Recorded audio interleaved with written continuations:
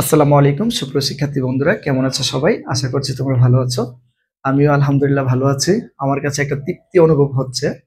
আজ আমি তোমাদের আর্থিক বিবরণী ধারাবাহিক ৫ পর্বের একদম সর্বশেষ পর্বে চলে আসছি। আজকে আমাদের পঞ্চম ক্লাস, আজকে আমাদের আর্থিক বিবরণীর সমাপনী দিন। তো আজকে আমরা আলোচনা করব আর্থিক অবস্থার বিবরণীর দ্বিতীয় পার্ট।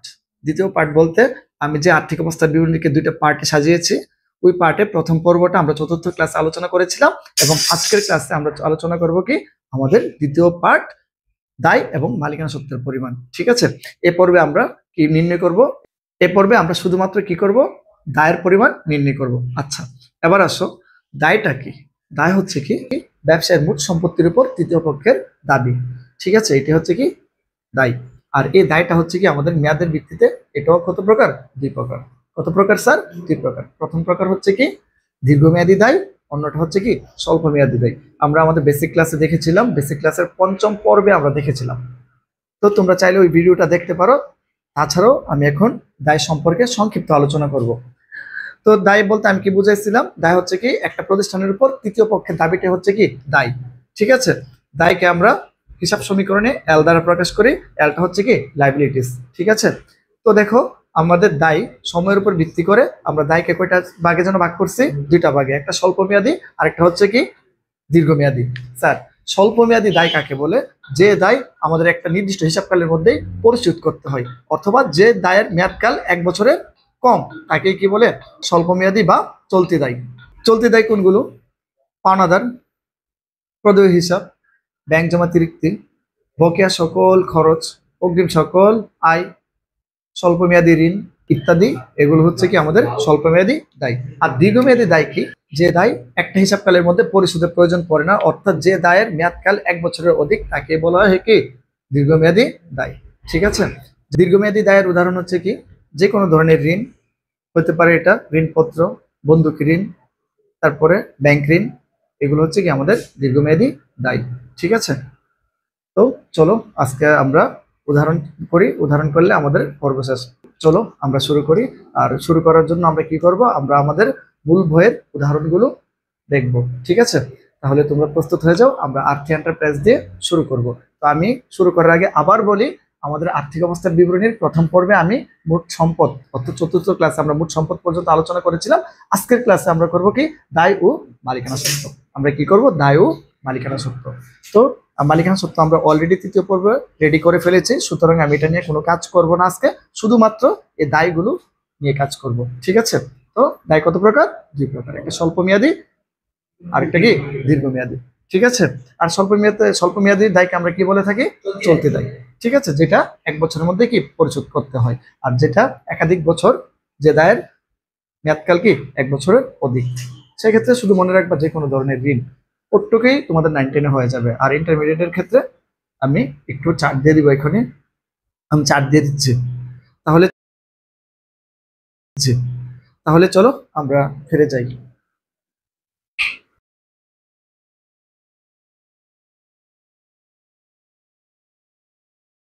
156 পৃষ্ঠা উদাহরণ 2, আরথিস অ্যান্ড সন্সের হিসাবরক্ষক নিচে রেয়ামিলটি প্রস্তুত করেছেন।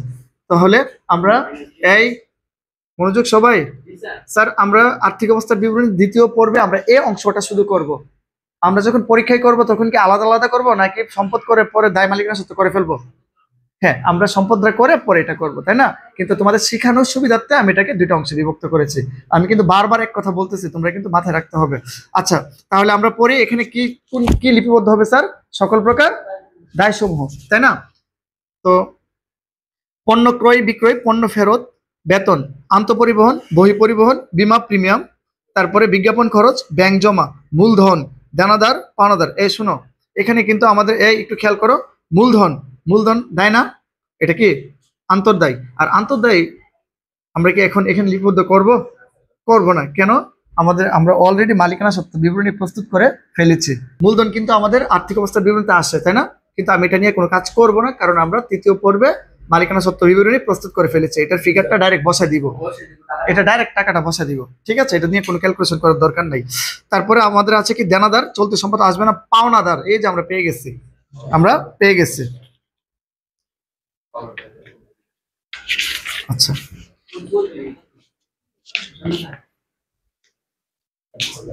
স্যার তাহলে আমরা শুরু করি না? ক্লিয়ার? আচ্ছা এই স্যার, না ডিস্টার্ব করলে তো সমস্যা। এই তাহলে এটাকে আবার পড়তে হইব। হ্যাঁ দাঁড়াও, দেনাদার পাওনাদার, তো আমরা চলতি সম্পদ পেয়ে গেলাম তাই না? এখন তোমরা কি দিয়ে শুরু করবা? স্বল্প মেয়াদী দায় নাকি দীর্ঘমেয়াদী দায়? তুমি যদি দীর্ঘমেয়াদী দায় দিয়ে করো অঙ্ক হবে, স্বল্প মেয়াদী দিয়ে শুরু করলো কি অঙ্ক হবে। তাহলে আমি পাইছি স্বল্প মেয়াদী, মানে এটা না কিন্তু, মানে আমি এখানে পড়তে গিয়ে সর্বপ্রথম পাইছি কি স্বল্প মেয়াদী দায়, তাহলে আমি স্বল্প মেয়াদী দিয়ে শুরু করতেছি। তবে তোমরা চেষ্টা করবা সবসময় দীর্ঘমেয়াদী দিয়ে শুরু করতে। আমি এই অঙ্কটার মধ্যে চলতি দিয়ে শুরু করতেছি, ঠিক আছে? তাহলে আমি এখানে লিখি দায় সমূহ, কি লিখবো? দায় সমূহ। স্যার দায় সমূহ লিখলাম তাই না? আমরা কি দিনের জন্য শুরু করতেছি আমরা স্যার?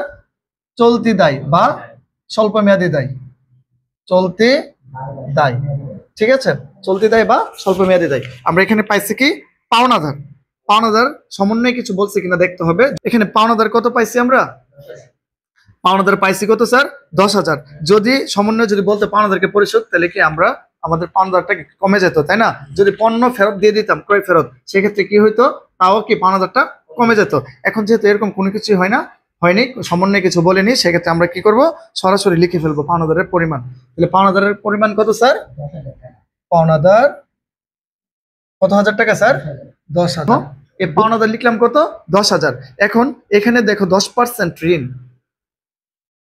10% ঋণ 2020 সালে প্রদেয়, তাহলে 10% ঋণের পরিমাণ কত? 1 লাখ টাকা। কত স্যার? 1 লাখ টাকা। আমরা কি এখানে উপরে কোনো ঋণের সুদ পরিশোধ করছি? করি নাই। তাহলে বুঝতে হবে কি আমাদের সুদটা পুরোটা কি বকেয়া রয়ে গেছে। যদি কোনো খরচ বকেয়া থাকে, সেক্ষেত্রে কি আমাদের জন্য এটা কি দায় নাকি সম্পদ? খরচ বকেয়া থাকলে দায়, তাই না? ঋণের সুদটা হবে কি আমাদের চলতে দায়। আমরা এখানে লিখবো কি বকেয়া ঋণের সুদ কত হাজার টাকা স্যার? 1 লাখ টাকার 10%, তাই না? কত হাজার? 10,000। বুঝছেনি স্যার? তারপরে এখন কি বলছে?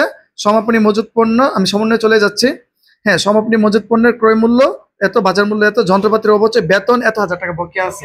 তাহলে বকেয়া বেতন একটা খরচ বকেয়া আছে না? খরচ বকেয়া থাকলে কি আমাদের জন্য এটা কি দায়? তাহলে আমি এখানে লিখবো কি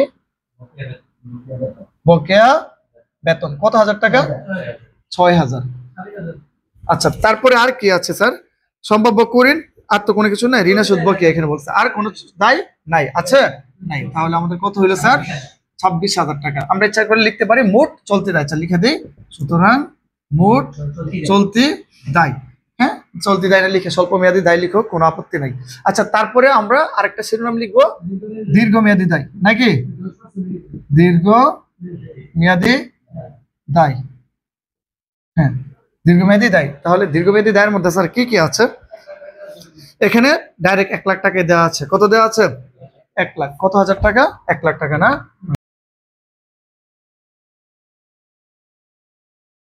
একটাই তো আছে, ডাইরেক্ট লিখে ফেললাম, ঠিক আছে? তাহলে আমাদের মোট দায়ের পরিমাণ কত দাঁড়ালো?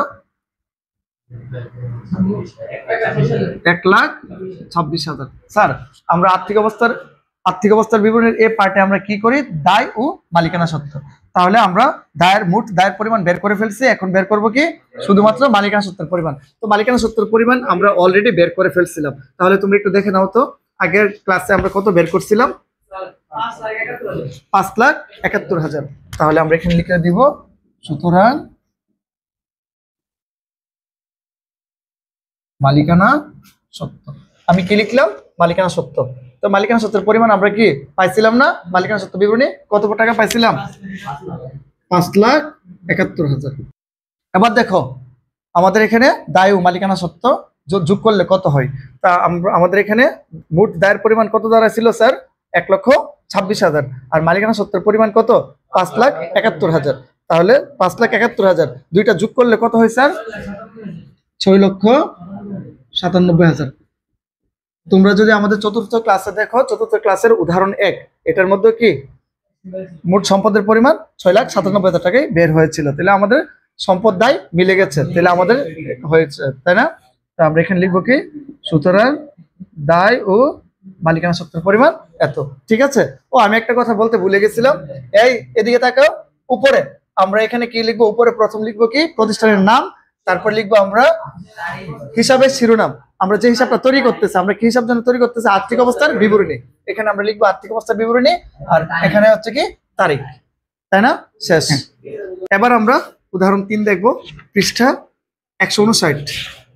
উদাহরণ 3-এ কি আছে, অর্পণ ট্রেডার্সের 2017 সালে 31 ডিসেম্বর তারিখ সমাপ্ত বছরের জন্য বিশদ আয় বিবরণী, মালিকানা সত্ত্বের বিবরণী এবং কি আর্থিক অবস্থার বিবরণী প্রস্তুত করে বলছে।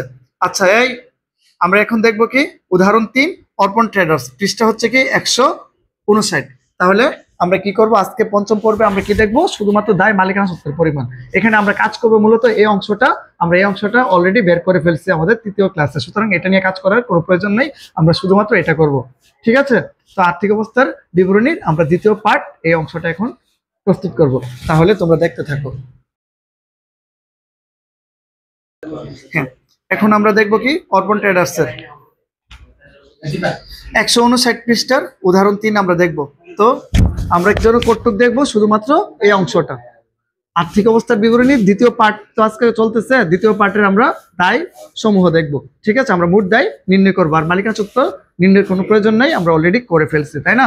আচ্ছা, তোমাদেরকে আমি আবার বলে রাখি, তোমরা যখন আর্থিক অবস্থা বিবরণী প্রস্তুত করবা, তোমরা কিন্তু এক ছকের মধ্যে সম্পূর্ণটা করতে হবে। প্রথম অংশে করবা কি মোট সম্পদের পরিমাণ নির্ণয়, দ্বিতীয় অংশ করবো কি দায় এবং মালিকানা সত্ত্বের পরিমাণ নির্ণয়। ঠিক আছে? তাহলে চলো আমরা প্রশ্ন পড়ি। প্রারম্ভিক মজুত পণ্য আসবে না, ক্রয় বিক্রয় আসবে না, ডক চার্জ, আন্তঃপরিবহন, কমিশন আসবে না, হ্যাঁ, বই পরিবহন আসবে না, বেতন আসবে না, আমাদের এখানে বিজ্ঞাপন আসবে না, 10% বিনিয়োগ আসবে না, হাতে নগদ আসবে না, দেনাদার পাওনাদার, স্যার পাওনাদার আছে তাই না, পাওনাদার আসবে। তাহলে আমরা যেহেতু পাওনাদার পাইছি, আমি এই অঙ্কটা শুরু করি কি চলতি সম্পদ দিয়ে, তাহলে আমরা এখানে চলতি দায় দিয়ে শুরু করবো না। আচ্ছা, এর আগে আমরা কি করব, ছক আঁকার পরে আমরা এখানে কি করব, প্রতিষ্ঠানের নাম, আর্থিক অবস্থার বিবরণী, আর এখানে হবে কি তারিখ। এটা কত, উদাহরণ 3। স্যার আমরা এখন কি করব এখানে, ঠিক আছে? দেখো, স্বল্প মেয়াদী দায় আমরা প্রথম পাইছি কি স্যার, পাওনাদারের পরিমাণ কত স্যার, পাওনাদারের পরিমাণ কত, 19,500। আমাদের সমন্বয়ে দেখতে হবে কোন ক্রয় ফেরত আছে কিনা, বা পাওনাদারকে পরিশোধ করছে কিনা। তাহলে আমরা এখানে পাওনাদারকে পরিশোধ করিনি, ক্রয় ফেরতও দিইনি, তাই না? আচ্ছা, যেহেতু আমরা দিইনি, এখানে 19,500-এর মধ্যে 19,500 রয়ে গেল, 19,500। তারপরে পাওনাদারের পরে কি আছে, আমদানি শুল্ক, মণিহারি, তারপরে অফিস খরচ, বিদ্যুৎ খরচ, উত্তোলন মূলধন, ক্রয় ফেরত, বিক্রয় ফেরত, ব্যাংক জমা তিরিক্তি, ব্যাংক জমা তিরিক্তি কি আমাদের জন্য কি চলতি দায়, আমাদের ব্যবসার এটা কি চলতি দায়। তাহলে আমরা লিখে দিব ব্যাংক জমা তিরিক্ত কত হাজার টাকা স্যার, 30,000। তারপরে কি আছে স্যার, আমাদের আর কি আছে, ব্যাংক জমা তিরিক্তের পরে বিক্রয় কমিশন, বাট্টা প্রদান, বাট্টা প্রাপ্তি, আসবাবপত্র, যন্ত্রপাতি, বিনিয়োগের সুদ, ব্যাংক জমা তিরিক্তের সুদ, এটা তো খরচ না, আসবে না। তারপরে সমন্বয়ে যাই, অফিস খরচ বকেয়া আছে, অফিস খরচ বকেয়া, যদি বকেয়া খরচ থাকে তাহলে কি আমাদের জন্য কি এটা চলতি সম্পদ নাকি দায়, চলতি দায়। অফিস খরচ কত হাজার টাকা, বকেয়া অফিস খরচ কত, 1,000। স্যার তারপরে কি যেন আছে, অব্যবহৃত মনিহারি সম্পদ, বেতন অগ্রিম সম্পদ। তাহলে আমাদের চলতি দায় লেখা শেষ, মানে স্বল্প মেয়াদী দায় লেখা শেষ। কত হাজার টাকা হইলো স্যার, কত, 50,500। সুতরাং মোট চলতি দায়। ক্লিয়ার? আচ্ছা, এখন আমরা লিখবো কি দীর্ঘমেয়াদী দায়, কি লিখবো, দীর্ঘমেয়াদী দায়।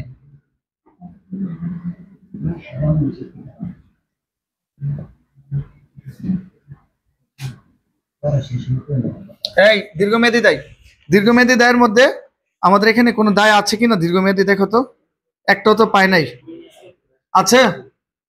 দীর্ঘমেয়াদী দায় পাইছি আমরা, দীর্ঘমেয়াদী দায়কে আমরা পাই নাই, এখানে ঋণ টিন ওরকম কোনো কিছুই নাই। তাহলে আমরা শুধু শিরোনামটা লিখলাম, তাই না? যেহেতু লিখলাম এটা ফাঁকাই থাক। তারপর এ হচ্ছে কি আমাদের 50,500 টাকা হচ্ছে কি আমাদের মোট দায়। হ্যাঁ, যদি লিখে ফেলো আর কি,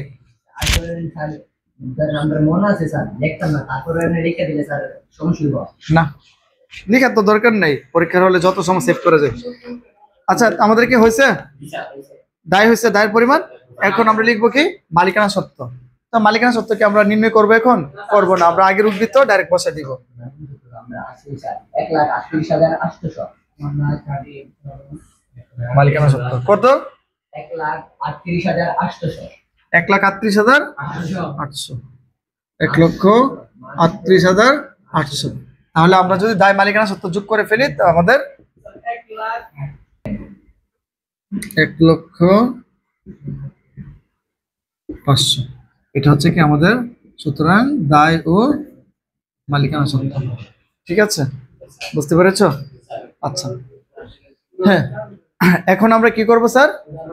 উদাহরণ 4 যাব। তোমরা কি বুঝতে পেরেছো? যদি না বুঝতে পারো আমাকে জানাতে পারো।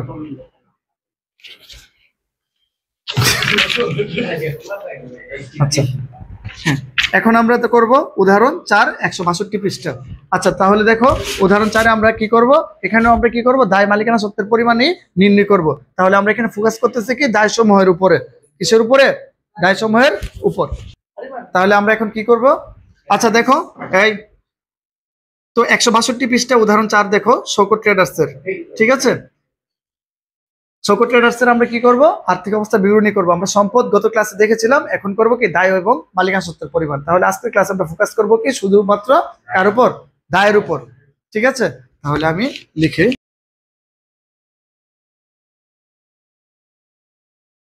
162 পৃষ্ঠার উদাহরণ 4। তো আমরা উদাহরণ 4 করব। আচ্ছা তাহলে আমরা পড়া শুরু করি প্রথম থেকে। হাতে নগদ ব্যাংক জমা, প্রাপ্য বিল, প্রদেয় বিল। প্রাপ্য বিল, প্রদেয় বিল। আচ্ছা তাহলে আমরা উপরের জন্য কি লিখি? প্রতিষ্ঠানের নাম, এখানে কি হিসাবের শিরোনাম, আর এখানে কি তারিখ। আমরা করতেছি কত? উদাহরণ 4। ঠিক আছে, তো আমি এর আগে যে কাজটা করি নাই, দায় ও মালিকানা সত্ত্ব কথাটা লিখি নাই। কেন লিখি নাই? কারণ আছে।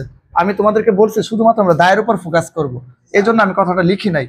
কারণ আমরা তো সম্পূর্ণ আর্থিক অবস্থা বিবরণী প্রস্তুত করতেছি না, সেই জন্য কথাটা লিখি নাই। এখনের অঙ্কটাতে আমরা লিখবো। ঠিক আছে, কারণ আমাদের সম্পদ যত হবে এর এগেইনস্টে দায় মালিকানা সত্ত্বের পরিমাণ তত হবে, আর যদি তত হয় বুঝতে হবে আমাদের অঙ্ক নির্ভুল। ঠিক আছে, তাহলে আমি এখন বাকি দুইটা অঙ্কের মধ্যে এই অংশটাকে এখানে জুড়ে দিব। ঠিক আছে, দায় ও মালিকানা সত্ত্ব। ঠিক আছে, দায় ও মালিকানা সত্ত্ব আমরা এখানে দিয়ে আমরা এখানে লিখে দেবো কি দায় সমূহ। দায় সমূহ স্যার, দায় সমূহ লিখে আমরা কি দিব? চলতি দায়। কি দিচ্ছি? চলতি দায়। ঠিক আছে, তোমাকে স্পেসিফিক এরকম প্রথম চলতি দায় লিখার কারণে কিংবা প্রথমে দীর্ঘমেয়াদী দায় লিখার কারণে তোমার অঙ্ক কাটবে না।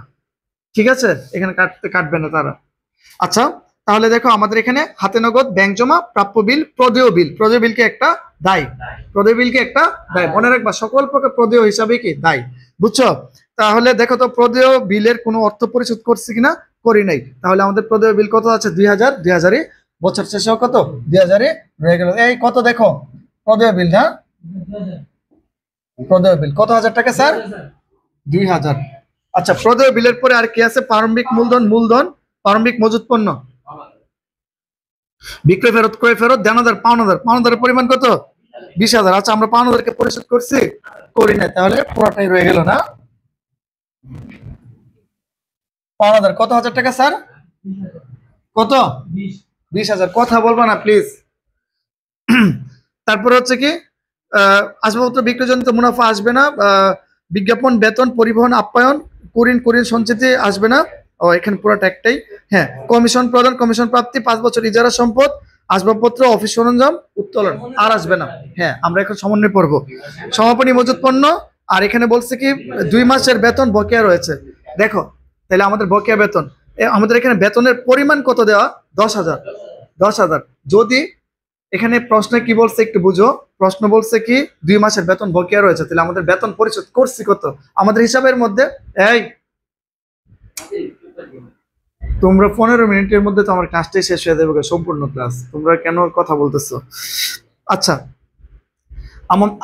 এখন সমন্বয়ে দেখো, এই সমন্বয়ে যাচ্ছি। 2 নম্বর সমন্বয়ে দেওয়া আছে কি বেতন 2 মাসের বকেয়া আছে। তাহলে দেখো তো আমরা বেতন পরিশোধ করেছি কত, বেতন 10,000 টাকা পরিশোধ করেছি কত 10,000।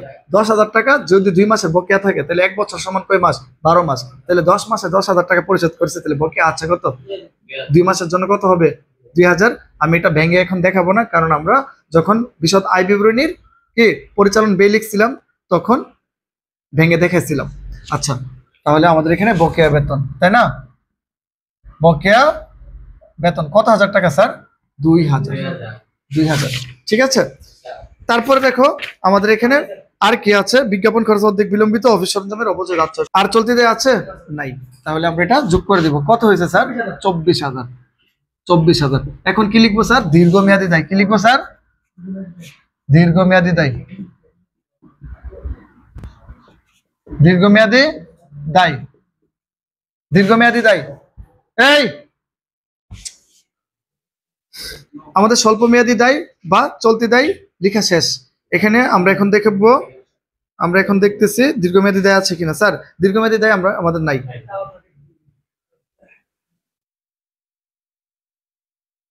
দীর্ঘমেয়াদী দায় নেই, না থাকলে কি করব, যেহেতু লিখে ফেলছে এখানে একটা ফাঁকা বা জিরো দিতে পারো। যোগ করো, কত হয় 24,000। তাহলে আমাদের এখানে মোট দায় কত, মোট দায় কত স্যার 24,000। আমরা লিখবো কি এখন মালিকানা সত্ত্বের পরিমাণ, তাই না, মালিকানা সত্ত্বের পরিমাণ। স্যার কত টাকা পাইছিলাম, 75,750। স্যার আমরা এটা যোগ করে ফেলবো, কত হয়, কত 99,750। স্যার আমাদের কি এটাই বের হয়েছিল 4 নম্বরে, শিওর?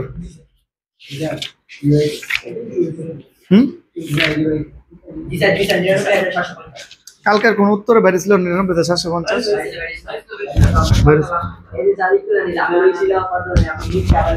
আচ্ছা ঠিক আছে, আমার মন নাই। আচ্ছা 99,750 না। আচ্ছা তাহলে আমাদের এখানে দায় মালিকানা সত্ত্বের পরিমাণ টোটাল কত হলো 99,050। আমরা গত পর্বে যেটা করেছিলাম সম্পদ সময়ের, ওখানে মোট সম্পদের পরিমাণ কত বের হয়েছিল 99,750। তাহলে আমাদের যেহেতু দুই পক্ষ মিলছে, সম্পদ দায় মালিকানা সত্ত্ব মিলছে, তাহলে আমাদের অঙ্ক সম্পূর্ণ ঠিক আছে, তাই না। আচ্ছা এখন আমরা কি করব, একদম সর্বশেষ ফারহানা ট্রেডার্স, তাই না। ফারহানা ট্রেডার্স হচ্ছে কি আমাদের উদাহরণ 5। তাহলে আমরা এটা শুরু করি। তো ফারহানা ট্রেডার্সের ক্ষেত্রে আমরা কি করব স্যার, আর্থিক অবস্থার বিবরণীর এই অংশটা করব, দায় মালিকানা সত্ত্ব। এই অঙ্কটার মধ্যে আমি দায় মালিকানা সত্ত্ব কথাটা রাখবো এবং দায়ের উপর ফোকাস করব, ঠিক আছে। তাহলে আমি শুরু করি। এর আগে আমি ঘরটা খালি করি।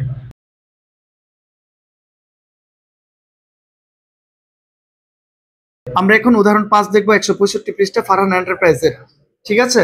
তো দেখো আমি এটার মধ্যে কি করব, আর্থিক অবস্থার বিবরণীর দ্বিতীয় পার্টটা দায় এবং মালিকানা সত্ত্বের পরিমাণটা আজকে নির্ণয় করব, কিন্তু আমি ফোকাস করব কোথায়, দায় মালিকানা সত্ত্ব। প্রথম যে দুইটা সমাধান করেছিলাম ওইখানে কিন্তু দায় মালিকানা সত্ত্ব উঠাইনি, কিন্তু এখন দেখো উঠায় রাখছি।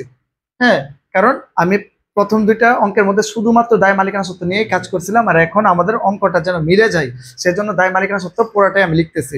আচ্ছা তাহলে আমরা শুরু করি। তবে আমি প্রশ্ন পড়ি, ফারহানা এন্টারপ্রাইজের নিম্নোক্তরে আমিল। আচ্ছা দানাদার পাওনাদার, তাহলে আমরা এখানে পেয়ে গেলাম একটা চলতি দায় বা স্বল্প মেয়াদী দায়। আমাদের দেখতে হবে আমরা পাওনাদারকে পরিশোধ করছি কিনা। যদি পরিশোধ করে থাকে তাহলে কি আমাদের পাওনাদার পরিমাণটা কমে যাবে, বা কোনো পণ্য যদি ফেরত দেওয়া থাকে সেক্ষেত্রেও কি পাওনাদারের অধিকারটা কি কমে যাবে। তাহলে দেখো এখানে ব্যক্তিগত প্রয়োজনে পণ্য উত্তোলন, অলিখিত আন্তঃফেরত, অলিখিত বই ফেরত। স্যার বই ফেরত মানে কি, ক্রয় ফেরত। তাহলে আমরা 36,000 টাকা ছিল আমাদের পাওনাদারের পরিমাণ, এখন 2,000 টাকার পণ্য ফেরত দিয়ে দিচ্ছি, আমরা কি এখনো বলতে পারবো আমাদের পাওনাদারের পরিমাণ 36? না, আমরা এখন বলতে হবে কি 35। তো আমাদের উদাহরণটা যেন কত নাম্বার, 5 নাম্বার। স্যার উপরে যেন আমরা কি লিখবো, এখানে হবে প্রতিষ্ঠানের নাম, এখানে হবে কি, এখানে হবে কি আমাদের হিসাবের শিরোনামটা আর্থিক অবস্থার বিবরণী, আর এখানে হবে কি তারিখ। তাহলে আমরা এখানে দায় সমূহ আমরা স্বল্প মেয়াদী দিয়ে শুরু করতেছি, তাই না।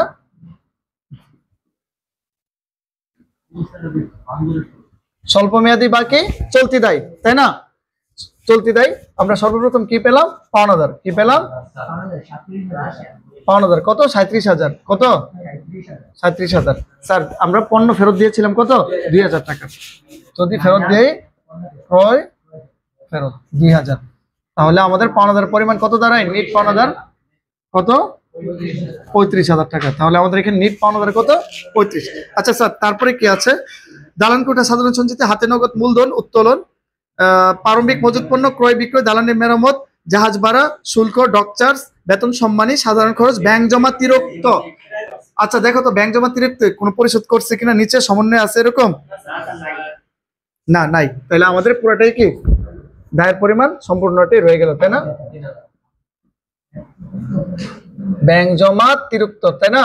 আর শুধু ব্যাংক জমা চলতি সম্পদ, আর ব্যাংক জমা তিরক্ত কি চলতি দায়। কত হাজার? 3,000। স্যার তারপরে কি আছে তোমরা পড়ে ফেলছো? বীমা প্রিমিয়াম, লিগ্যাল চার্জ, বিজ্ঞাপন, বিবিধ ক্ষতি, ব্যাংক জমাতিরিক্ত সুদ। ব্যাংক জমাতিরিক্ত সুদ হচ্ছে কি খরচ, অন্যান্য খরচ, প্রাপ্ত বাট্টা, ভ্রমণ খরচ, প্রাপ্ত বাড়ি ভাড়া, আয়কর। স্যার সমন্বয় করে নেই। মালিক ব্যক্তিগত প্রয়োজনে পণ্য উত্তোলন করেন। এখানে ছিল কি পণ্য ফেরত। বীমা প্রিমিয়াম এত পর্যন্ত পরিশোধ। এখানে হচ্ছে কি চলতি সম্পদ। এই আমাদের আর কোনো কিছু নাই। তাহলে এইটা হচ্ছে কি আমাদের কত হলো? 38,000 না? আমাদের আর কোন চলতি দায় আছে?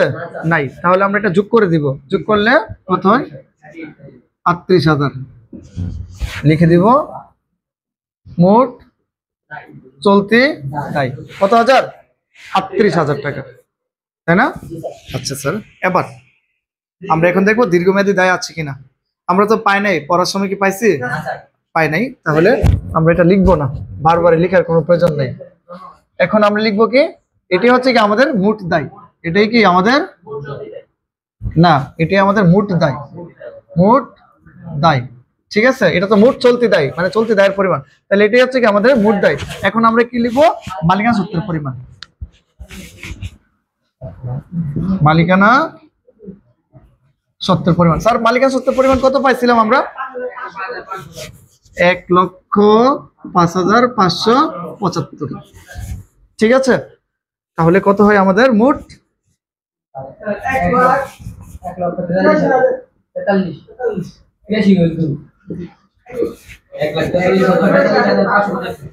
আমরা কি করতেছি? মোট দায়ের সাথে মালিকানা সত্ত্বের পরিমাণটা এখন যোগ করে দিব। কত হচ্ছে স্যার? 43,575। শেষ, আমাদের সম্পূর্ণ হলো। ধন্যবাদ তোমাদেরকে আমাকে 5 দিন সময় দেওয়ার জন্য। তোমাদেরকে অসংখ্য ধন্যবাদ, তোমরা যারা ছিল আমার পাশে। ধন্যবাদ সবাইকে, তোমরা যারা আমার পাশে ছিল। তোমরা আমাকে সময় দেওয়ার কারণে, তোমরা আমাকে রিকোয়েস্ট করার কারণে আমি তোমাদের জন্য এই সিরিজটি তৈরি করেছি। তোমাদের দ্বারা অন্যান্য স্কুলে যে শিক্ষার্থীরা আছে তারা সহ উপকৃত হবে। আমি যদিও এভাবে এখানে আসার কথা ছিল না তোমাদের সামনে রেকর্ড ক্লাস নিয়ে, তারপরে আমি আসলাম। আর রেকর্ড ক্লাস করতে গেলে এখানে অনেক ঝামেলার সৃষ্টি হয়। কিরকম? এখানে অনেক ভুল থাকে। ভুল বলতে গেলে কি, এখানে রেকর্ড হচ্ছে এই বিষয়টা যখন সেন্সে চলে আসে তখনই কি মুখ দিয়ে উল্টাপাল্টা অনেক কথা বের হয়। ঠিক আছে, তো তোমাদেরকে অসংখ্য ধন্যবাদ তোমরা যারা সাথে ছিলা।